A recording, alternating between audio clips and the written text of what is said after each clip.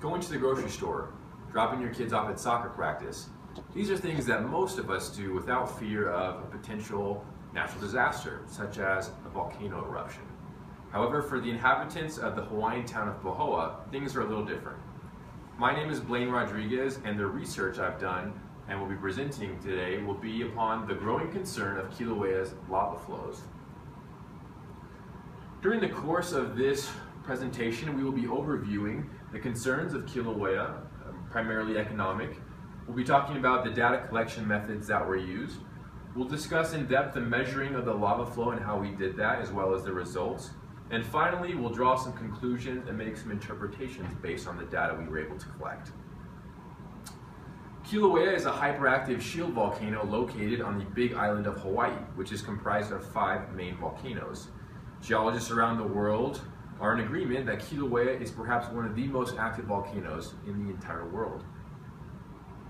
Every year, more and more people are moving to the Hawaiian Islands, creating a problem for urban developers. With much of the beachfront property already taken, these urban developers are moving inland towards the volcanoes to create new housing development. This creates a serious economic potential for disaster, being that these economic projects are closer and closer in proximity to the lava flows of Kilauea. These are some statistics that we've gathered so far from the recent outbreaks of June 23rd. The recent lava flows have covered approximately 123 square kilometers, added approximately 509 new acres to the Hawaiian island, destroyed approximately 213 buildings and other residential structures, and have buried 14 kilometers of highway in lava as deep as 35 meters. Collecting data from volcanoes can be a risky business and can be quite dangerous on the ground. Fortunately, we have satellite images to mitigate the amount of danger that we as geologists put ourselves in. Remote sensing is just that, taking images from a satellite instrument and getting data off the ground. We use 2 different types of remote sensing to get our data for this research project. Landsat images allow us to take an in-depth look at the type of vegetation on the island as well as the geologic subsurface. And radar images give us a 3D picture of what's going on the subsurface, as well as insights into topography and terrain. Once we acquired both of these remote sensing images, we were able to put them into ArcGIS, a georeferencing database program that allows us to layer different images and tether those images to a real georeference point on a real-world map. This allows us to accurately measure different lava flows like we've done here in this image. This map is one that we created using ArcGIS that illustrates the initial lava flow outburst in yellow on June 27th and the total outbreak shown in red 5 months later, recorded in December.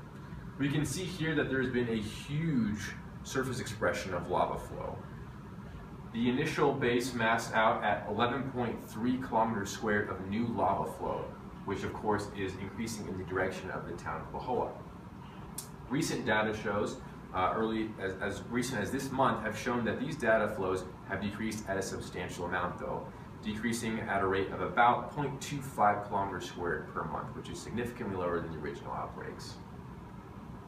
This is an in-depth image of how far-reaching the lava flows have become and how close they're getting to Pahoa. Here you can see that they've already engulfed one of the transfer stations and how close they're getting to the Pahoa marketplace and the fire stations and police stations. The interpretations that we were able to gather surrounding this data is this. Flow velocity, although originally extremely fast and high velocity, has decreased significantly, and currently there is no immediate threat to the town of Pahoa. However, there still exists a potential for further outbreaks. Even the best geologists cannot predict the future, as Mother Nature likes to do what she wants to do. However, this is an example of some of the economic loss from the last outbreak of Kilauea in 1955.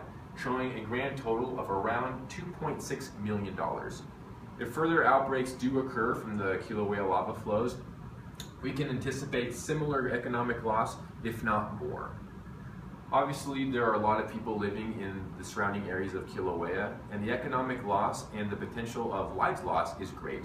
That is why further research is needed to give the inhabitants of Pahoa and local government and policymakers a better chance to prepare themselves for anything that might happen in the future. Thank you very much.